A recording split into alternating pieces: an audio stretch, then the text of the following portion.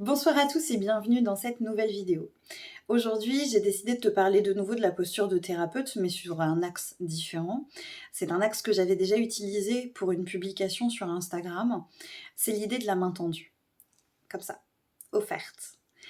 L'idée, c'est que aujourd'hui, on est dans un domaine où, tu le sais, en thérapie énergétique, en médiumnité, même pour les thérapies alternatives en règle générale, on va être très rapidement taxé de charlatan, escroc, arnaqueurs. Il existe même des organismes chargés de vérifier tout ce qui est attrait aux thérapies énergétiques, à la médiumnité. Je pense à la Milvilut, qui est un organisme d'État qui publie des rapports tous les ans sur les gens qui arnaquent dans le domaine de la voyance, par exemple, ou des thérapies énergétiques ou non conventionnelles dans tous les cas.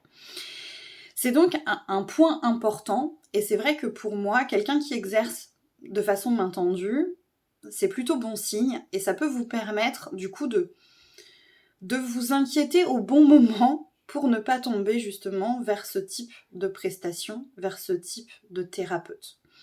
Je rappellerai toutefois que ça vient pas toujours que du thérapeute, d'ailleurs.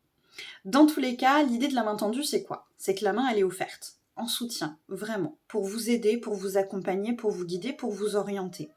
Mais à aucun moment, la main, elle doit venir faire comme ça, pour emprisonner la vôtre et mettre donc des formes de dépendance, d'emprise, d'obligation ou de promesses merveilleuses qui seraient impossibles à tenir. Déjà, quand il y a des promesses merveilleuses, prenez vos jambes, courez, vite.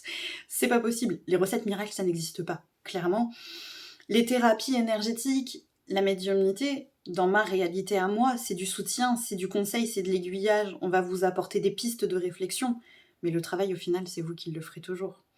Donc, quand on vous promet une recette magique, une amélioration qui se base uniquement sur l'extérieur, faites quand même attention. Bref, faites preuve de discernement. Oui, l'emprise énergétique existe. Oui, la dépendance aux thérapies énergétiques existe également. En arrière-plan, le chat qui a décidé de venir m'embêter pendant cette vidéo. Bonjour le chat.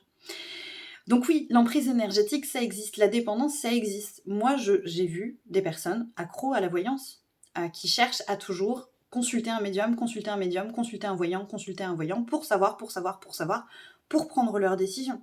Ces personnes ont perdu leur pouvoir de décision. Leur pouvoir décisionnaire, ils l'ont remis à des personnes extérieures. Là, c'est dangereux. Donc vraiment, si cette image de main tendue peut vous aider à définir ce qui est dangereux ou ce qui ne l'est pas, parce qu'il y a évidemment dans le domaine des gens qui ne font pas le métier avec cœur. Bon ben voilà, ils ont le droit. Enfin en tout cas moi je peux pas les empêcher d'être là, qui vont faire ce métier-là par intérêt financier ou par intérêt d'égoïsme, d'écocentrisme, que sais-je. Toujours est-il que l'aide est présente, mais il y a beaucoup de conditions souvent dans ces cadres-là. Donc c'est un petit peu compliqué quand même.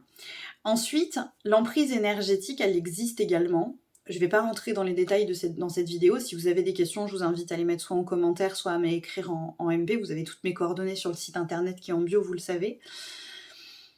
L'emprise énergétique existe également. Donc si vous vous sentez toujours dépendant de la personne, avec ce besoin irrépressible d'aller demander à votre médium, à votre thérapeute, si c'est une bonne idée, si c'est une mauvaise idée, c'est pas une bonne idée d'aller le voir. Clairement, le pouvoir est à vous. Les décisions vous appartiennent. Quand la personne commence à vous dire « il faut »,« tu dois », ça commence à devenir compliqué, sincèrement. On peut dire « je t'invite à envisage de » pour vous pousser à la réflexion, mais on n'a aucun moment le droit de vous imposer quoi que ce soit. Clairement, vous êtes maître de votre chemin. C'est important aussi de dire que parfois, le thérapeute est une main tendue, essaye de faire son métier avec le plus de cœur possible et sans avoir du tout envie de t'apporter une emprise. Mais il y a quand même de la dépendance qui se crée du côté du consultant. C'est pour ça que moi, par le passé, il m'est déjà arrivé de dire non, je ne te ferai pas un soin énergétique. Je considérais que ça n'avait pas d'intérêt d'en refaire un alors qu'on venait d'en faire un il y a un mois. Donc j'ai expliqué, évidemment, avec beaucoup de douceur et de bienveillance à mon consultant pourquoi je lui refusais ce soin. Mais aujourd'hui, on n'est pas là pour être la réponse systématique avec une recette miracle. Je ne sais pas si c'est compréhensible quand je le dis comme ça, donc n'hésitez pas encore une fois à poser des questions si c'est nécessaire, mais il n'y a pas de recette magique toute prête, vraiment. Il m'est arrivé notamment de recevoir certaines personnes en consultation, de leur proposer des pistes de solutions, qu'on me rappelle au bout d'une semaine en me disant ça va pas mieux.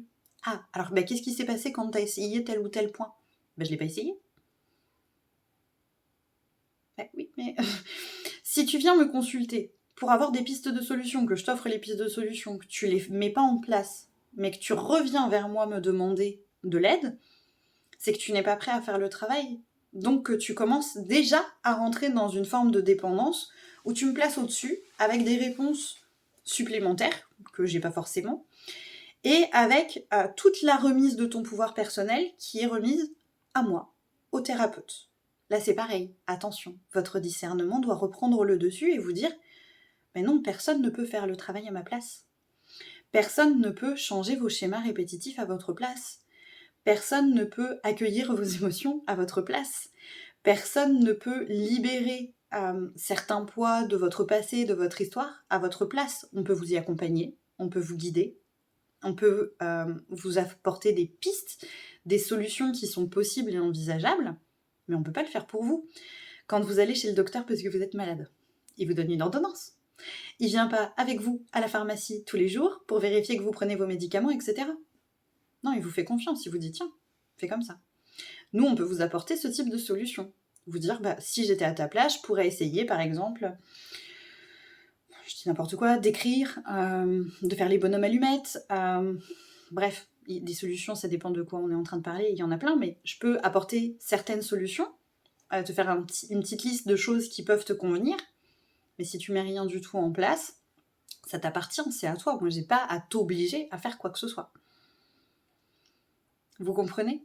L'idée, c'est donc à aucun moment de remettre votre pouvoir à l'autre, de rentrer dans le fait que le thérapeute est moins important, est plus important que vous êtes moins important que lui, qu'il a plus de réponses. On a fait le choix de vous accompagner, de vous guider, mais j'ai envie de dire qu'on est un peu comme les mamans qui tiennent la main de leur bébé au tout début, quand ils apprennent à marcher, pour qu'ils aient l'équilibre. C'est normal, il est en train d'apprendre, il n'y a pas encore d'équilibre. Mais lorsque l'enfant est prêt, la maman enlève sa main et vous laisse l'enfant avancer seul et faire son chemin seul. C'est exactement de cette façon-là que je considère que la posture de thérapeute est juste aujourd'hui, comme une maman. On vous lâche la main quand vous êtes grand et que vous pouvez avancer tout seul. Posez-vous ces questions-là, que ce soit avec moi. Si un jour vous me prenez à faire ce que je viens de dire dans cette vidéo, n'hésitez pas à me rappeler à l'ordre, vraiment. Je le prendrai pas mal du tout, au contraire. Et puis, n'hésitez pas aussi à vous remettre en question et à vous dire, est-ce que là, j'ai besoin d'aide extérieure ? Et si c'est oui, c'est complètement ok d'aller demander de l'aide. Ou est-ce que je vais demander de l'aide par facilité ? Et si la réponse est oui, comment je peux avancer seule ? Comment je peux au moins essayer d'avancer seule en sachant que de l'aide, il y en aura toujours. Une main tendue, il y en aura toujours. J'espère que ça vous parle, j'espère que ça vous permettra de réfléchir à tout ça et de placer votre discernement au bon moment lorsque vous prenez rendez-vous dans le cadre de thérapie alternative, y compris chez moi bien sûr, et passez une très belle journée. Au revoir.